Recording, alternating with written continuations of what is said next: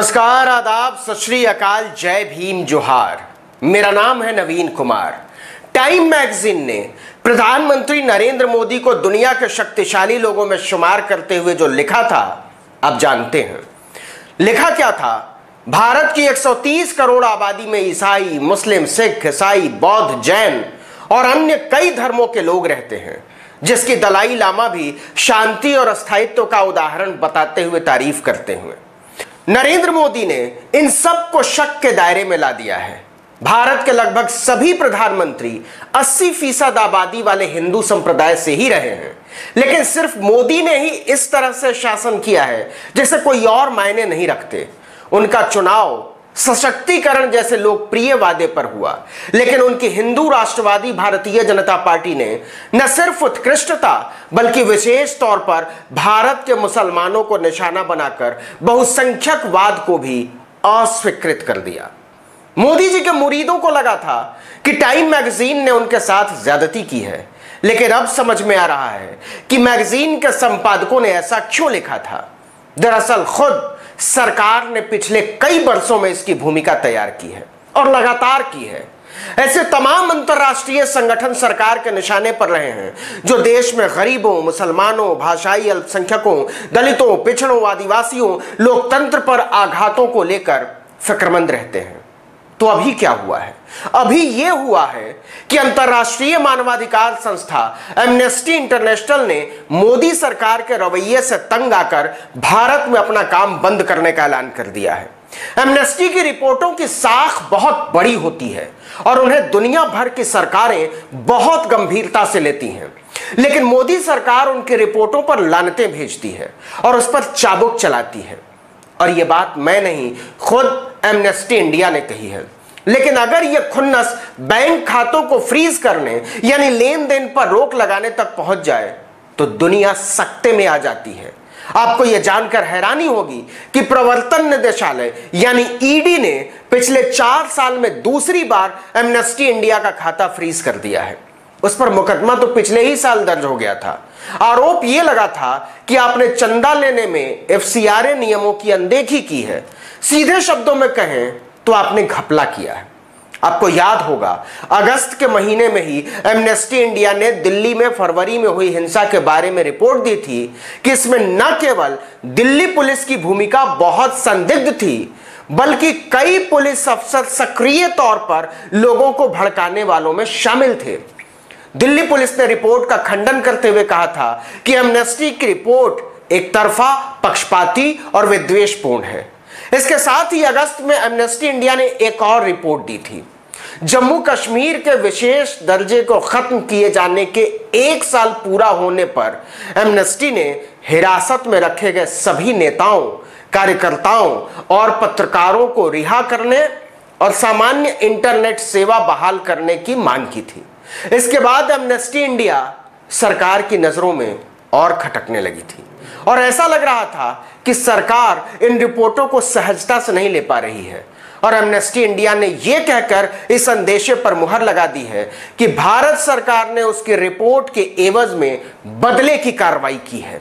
जरा सोचिए, एमनेस्टी ने अपने बयान में कहा है कि 10 सितंबर को एमनेस्टी इंटरनेशनल इंडिया को पता चला कि ईडी ने उसके सारे बैंक खातों को फ्रीज कर दिया है, जिससे मानवाधिकार संस्था के ज्यादातर काम ठप पड़ गए हैं।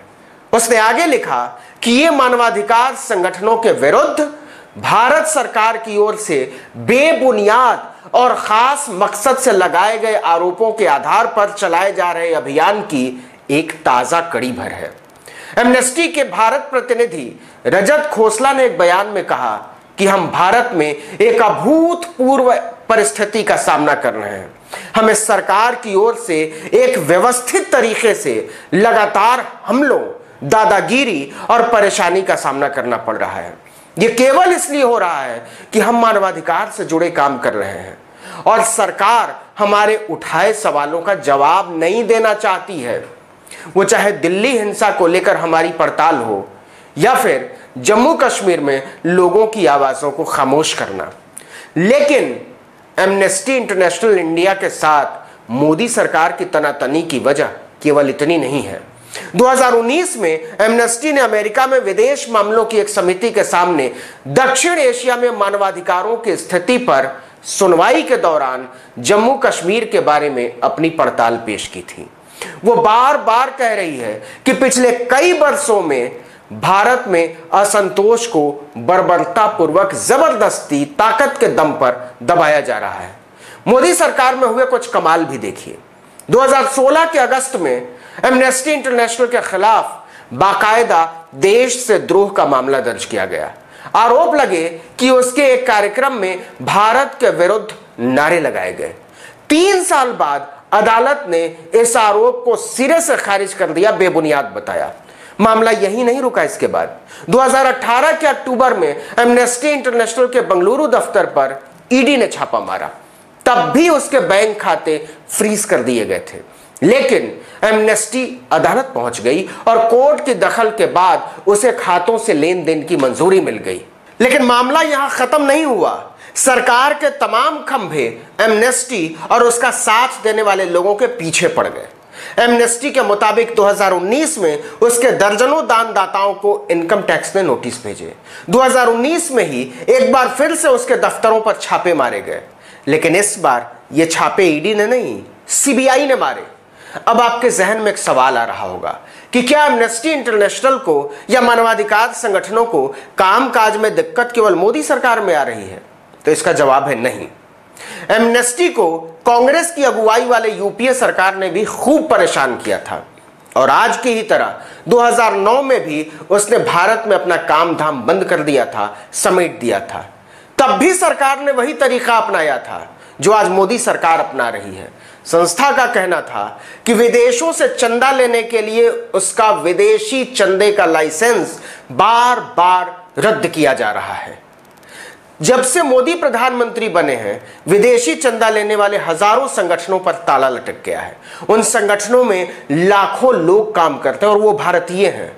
पिछले कई सालों से विदेशी चंदा लेने को लेकर बने नियमों को लगातार सख्त किया जा रहा है। इनमें हजारों गैर सरकारी संगठन हैं। मोदी सरकार ने पहले कहा था कि एमनेस्टी के खिलाफ विदेशी चंदा लेने के कानून का उल्लंघन करने के संदेह में जांच की जा रही है, लेकिन अदालत एमनेस्टी को राहत देती रही। उसके भारत प्रतिनिधि रजत खोसला का कहना है कि यह झूठ के सिवा और कुछ नहीं है। एमनेस्टी इंडिया ने सभी घरेलू और कानूनी शर्तों का पालन किया, यह दावा एमनेस्टी ने किया है। रजत खोसला ने कहा कि सरकार के ऐसे रवैये से भारत अच्छे देशों के समूह से अलग नजर आता है। उन्होंने कहा कि हम 70 से ज्यादा देशों में काम कर रहे हैं और इससे पहले हमने सिर्फ 2016 में रूस में अपना काम बंद किया है।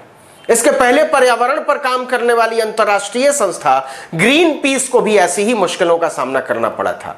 एमनेस्टी इंडिया ने अपना काम बंद करने का ऐलान करते हुए कहा कि हमें उम्मीद है दुनिया भर के लोग इसे ध्यान से देखेंगे। हम ये फैसला बहुत ही बोझिल दिल से और क्षुब्ध और दुखी होते हुए कर रहे हैं, लेकिन हम भारत में अपने मुकदमों को लड़ना जारी रखेंगे। इस वीडियो में इतना ही, लेकिन अगर आपने अब तक आर्टिकल 19 इंडिया को सब्सक्राइब नहीं किया है तो फौरन कर लीजिए, बेल आइकॉन दबाइए, घंटी जैसी छोटी सी आकृति लाइक कीजिए, कमेंट कीजिए और अपने दोस्तों, परिचितों, रिश्तेदारों में व्हाट्सएप, फेसबुक, इंस्टाग्राम, ट्विटर पर हमारे वीडियो लिंक्स को साझा कीजिए। नमस्कार।